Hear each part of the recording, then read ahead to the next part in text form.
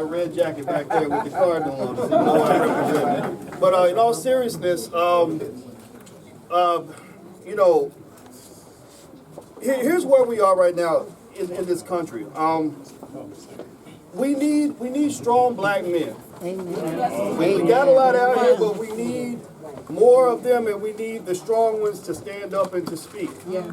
Now, what I'm going to tell you is the reason that I felt like I had to get on a flight and come down today, I bought my ticket this morning, is because when I saw what this brother was doing in Louisville, I said, this is actually something that isn't happening anywhere else in the country. That's right.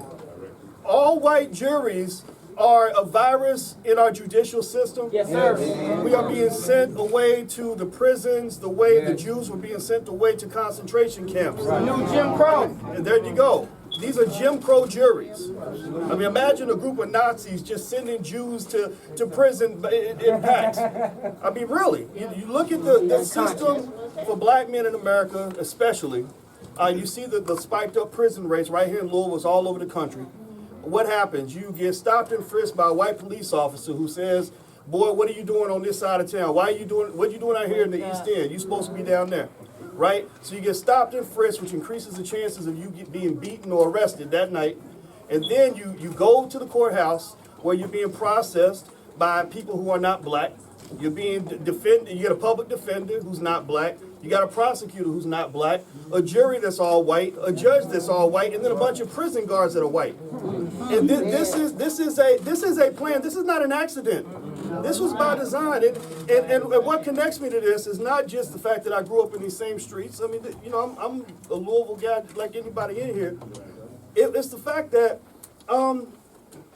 when I was a little boy, I had an older brother. His name was Donald Couch, and he wasn't really my older brother. He was actually an uncle, but he was like an older brother to me. He was about 8 years older than me. And I can't hardly tell this story without crying, so I'm going to apologize in advance. But I still remember, I remember when I cried that night when he got arrested when I was 11, and he was about 18. He got in a fight with a white kid, and they charged him with assault. And of course they charged him, you know, as an adult. I don't even think he was 18 yet, he was 17. And he went down to these same halls of justice where Judge Stevens works today. And they sent him to prison at 17 because, of course, black lives did not matter back then. They really still don't. Still don't. And I don't know what happened to him when he went to prison, but I know that when he came back, he wasn't the same person. And we know about the torture that occurs in prison. We know about the rapes and the murders and the beatings and the psychological damage that occurs from mass incarceration. And this is being brought back to our families and to our communities by these juries that don't represent the people that we know and that we care about. They don't represent us. So what's interesting to me is that what Judge Stevens brought up is not illogical. It's not crazy. It's not radical. It's simple logic. But we have a system that is so infected with the disease of white supremacy and racism that they want to punish a judge for actually trying to deliver justice. That's right. A man who simply, he's not asking for preferential treatment. He's simply asking for equality. Yes. And y'all want to beat him like a runaway slave. Well, that ain't going to happen. Because guess what? These are our families, our children that are going down to those halls of justice. Yes. So you will not marginalize him. You will not destroy him. You will not tear him down. That's right. In fact, guess what? He's going to come back stronger, and maybe at some point he will take the job of Tom Wine.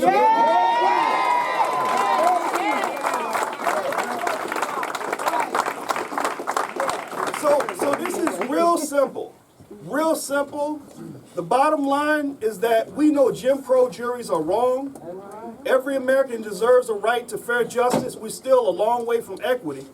But this is a good start. And I want to say this, that when you see a brother like an Olu Stevens, who's been accepted into the establishment, he's making good money. You know, he could be focused on keeping the bins in the driveway. That's right. He's not doing that. He's putting that on the line. So when you see that happen, do not let them be persecuted alone. That's right.